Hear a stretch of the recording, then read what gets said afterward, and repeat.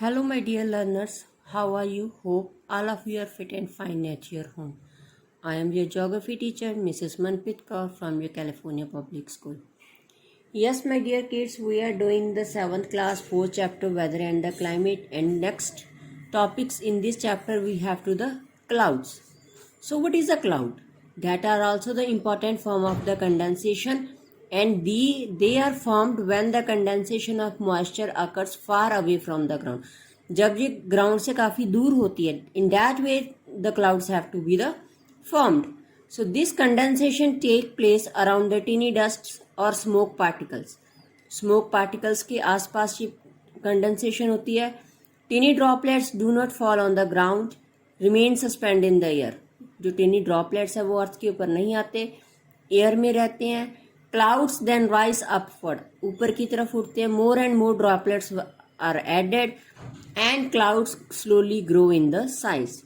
When the air is fully saturated, मतलब पूरी saturated होती है, फुल ऑफ द क्लाउड्स के अंदर फुल ऑफ वाटर ड्रॉप्स बन जाते हैं. These droplets may fall down as a rain drop on the ground, और वो ग्राउंड के ऊपर एज अ रेन ड्रॉप के थ्रू वो फॉल होने स्टार्ट हो जाते हैं. All the clouds do not provide precipitation, कहते सभी क्लाउड्स हमें प्रेसिपिटेशन प्रोवाइड नहीं करते. That depend upon their shape and formation, उनकी शेप और फॉर्मेशन के ऊपर डिपेंड है कि which clouds bring us the rainfall और which are not. So there are the major 3 types. cirrus clouds, first one is so they are formed at a high altitude and they have a hair like or silky appearance, बिल्कुल हल्के से होते हैं. and these clouds are tiny ice crystals, indicates a dry weather, बिल्कुल clean होती है. dry weather they have to be show. so next is the cumulus clouds and the dense have the cauliflower like shape, जैसे cauliflower की shape होती है वैसे होती है. so they dome shaped clouds have flat base and they are also associated with fair weather. इससे भी हमें लगता है जो weather है that is the fair, साफ है, clean. third one is the stratus clouds, so have uniform layers, they are the low and featureless.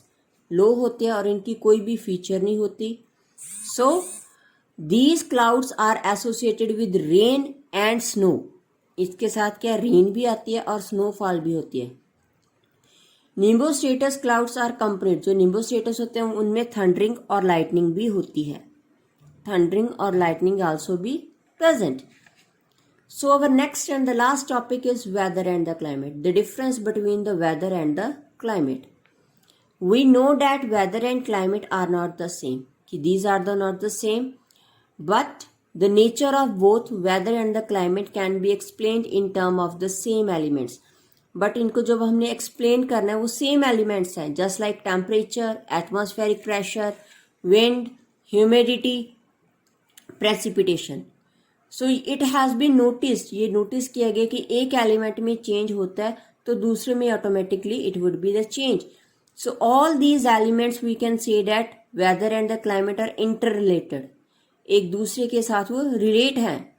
Weather की डेफिनेशन क्या है? Description of the atmospheric condition of a place, particular place at a particular short period of time. Short period of time के लिए जो भी हमारे atmospheric conditions हैं उन्हें हम क्या कहते हैं? We have to call them weather. So next is the climate.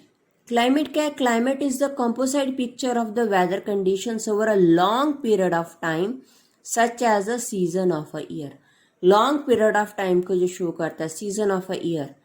So climatic data is based on the calculated averages of data recorded over a period of 30 to 35 years. कहते जो climatic conditions होती हैं वो average calculated किया जाता है 30 to 35 years का.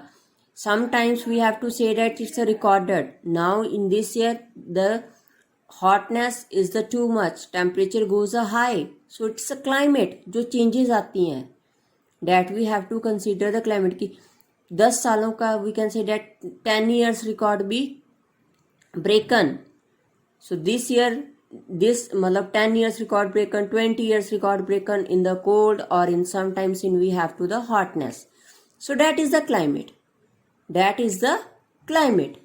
So what we have to discuss in the today's video? Clouds, 3 types of the clouds, and next is difference between the weather and the climate. So hope all the students have watched the video carefully.